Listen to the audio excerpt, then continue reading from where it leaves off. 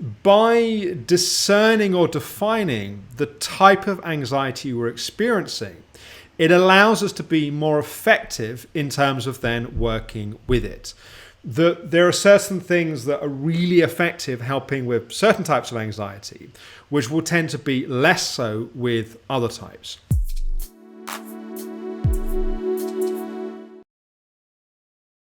Welcome to this week's Thoughtful Thursday. And for this week's episode, I wanted to expand a little bit on some things I was talking about in Katrina's session, the second session we had this week on Therapeutic Tuesday. I wanted to talk about the three types of anxiety. Now, if you suffer with anxiety at all and you're watching this, you might be thinking, Alex, there are a lot more than three types of anxiety in my life. But there are three kind of categories of anxiety, let's say, that people often experience. And by discerning or defining the type of anxiety we're experiencing, it allows us to be more effective in terms of then working with it.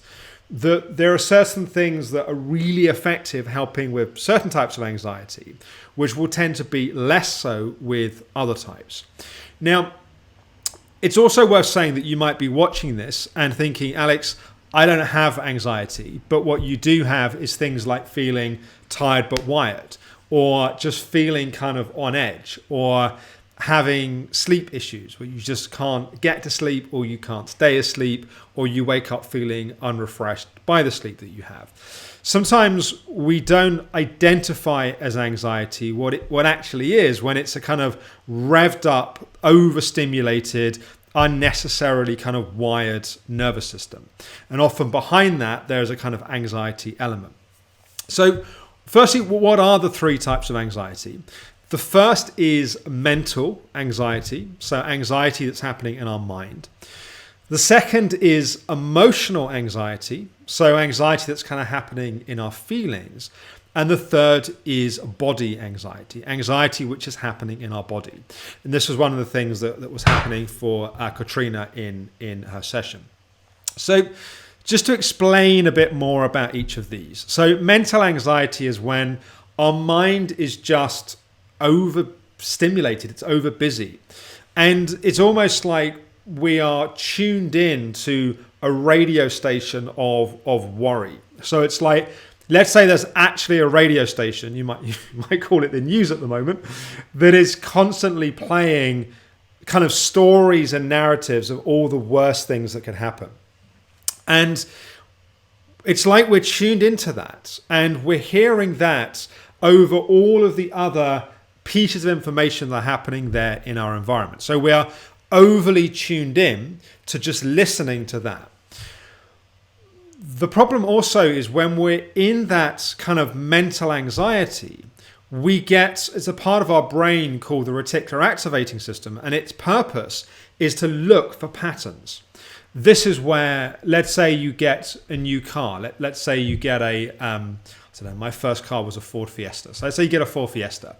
And everywhere you go, you start to see, you don't really get Ford Fiestas these days, but you start to see that car. Or you find out you're having a baby, or your friend's having a baby. You're thinking about babies. And you start to suddenly spot the babies everywhere. It's not like they suddenly appear, they were always there, but your brain is looking for it. Same thing is true with mental anxiety. We start looking for things, we start to find things.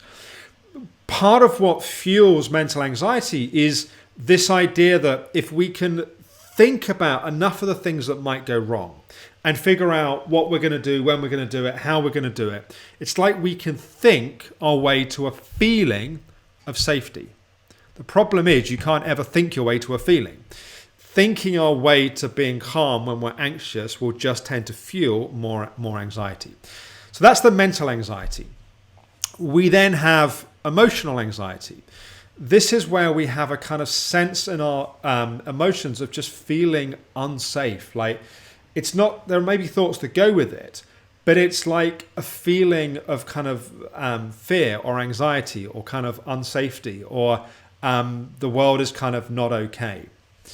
And when we get that, what we may often do is then go to our mind as a way to avoid that. It's like our mind speeds up to get away from that feeling, like that kind of emotional anxiety. We've then got the third sort of anxiety, which is body anxiety. This is less of a kind of emotional kind of feeling of being worried and scared and kind of upset. And it's more of a feeling of just like buzziness, like our body can't settle, like we feel on edge, we feel. And sometimes what happens when energy starts to come back in fatigue, if we've kind of crashed and our energy starts to return, often we will feel it as body anxiety, like the energy comes back, but the first place it goes is the nervous system. So we actually feel kind of activated in our nervous system. This was part of what was happening for Katrina. So obviously, these three types of anxiety are all related. So mental anxiety, emotional anxiety, and body anxiety can all trigger and feed each other. But they also tend to benefit from specific techniques or strategies that will tend to help work with them. If we have mental anxiety, we often need to break the pattern of thinking which is fueling the thought process. There are certain techniques that we use in the psychology work at Optimal Health Clinic or in the Reset program. One of them is the stop technique. So it's a way of stopping certain thoughts, certain patterns. It allows us to shift our attention, our awareness. Certain forms of body-based meditation and mindfulness will also help. Helps us move our attention from constantly going around in our mind to being more rooted and more grounded in our body. When we realize we have mental anxiety, the important thing is the resolution is we can't think our way out of mental anxiety. We need to shift state. So if we're tuned into that radio station anxiety, we need to shift our focus, move out of our mind, and come down more into our body. If it's emotional anxiety, often what's causing it is there's lots of emotional activity that's happening, and we've gone into emotional overwhelm. Like there's just too many feelings that are happening at once. So it's like it's like the system kind of almost blows a fuse out. It's just too much to process and handle. If it's emotional anxiety, starting to digest and process some of the feelings and emotions will help.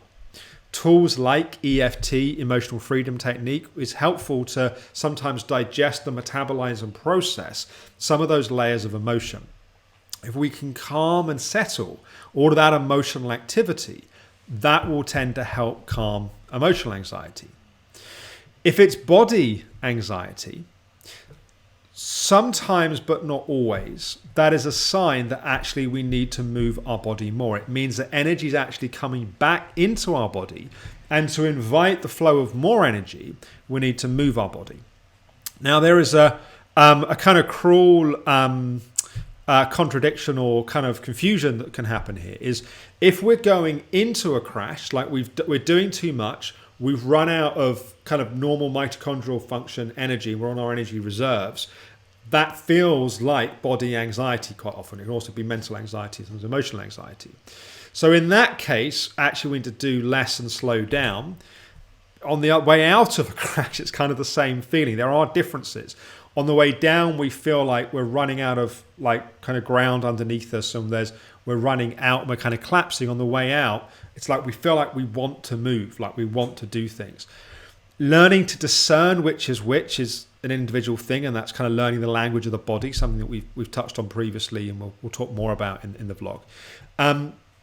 But with body anxiety, sometimes again, things like EFT can be helpful.